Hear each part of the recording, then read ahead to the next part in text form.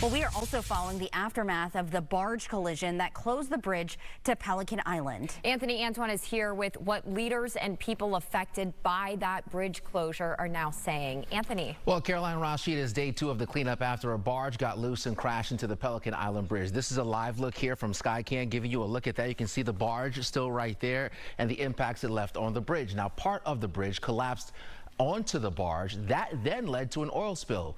Just about an hour ago, we got some more details about what took place, but also the next steps. Investigators believe anywhere from 1,000 to 2,000 gallons of vacuum oil, gas oil, may have leaked into the water. Coast Guard Captain Keith Donahue says they've recovered more than 600 gallons of that oil and water mixture so far, and they contained 5,640 gallons of that oil product to the top of the barge, preventing it from going into the water. Obviously, if all that would have fallen into the water, we have an even larger issue.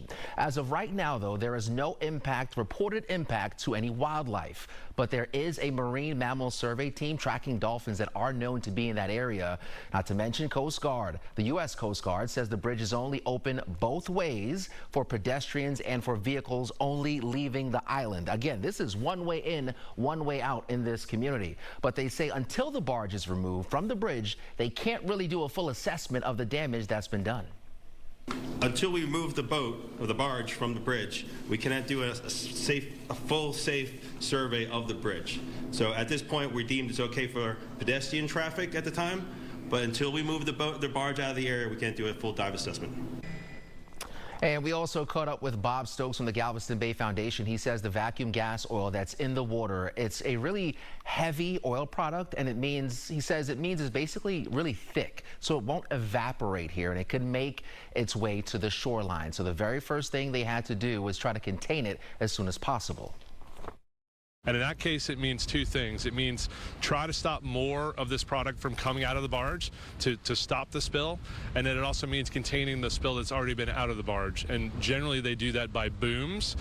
These are floating booms that they place to try to contain the oil in a particular location and allow it not to spread across a wider area of Galveston Bay.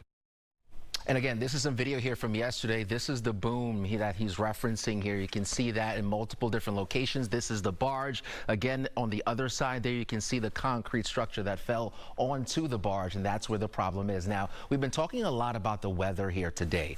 We were told in this press conference that the concrete structure that is now on the barge, again, that's what's over here. Where did that shot just go? All right, over here. This is the concrete structure on the barge. Now, that is scheduled to be removed there tomorrow morning, but that will now depend really on the weather that we're currently seeing and the impacts it could have there as well. But coming up tonight at 6 and only on Fox, we're going to hear from Dolphin Tour Business, who they are now helping residents and employees get back and forth on the island. Again, that is only on Fox here coming up tonight at 6.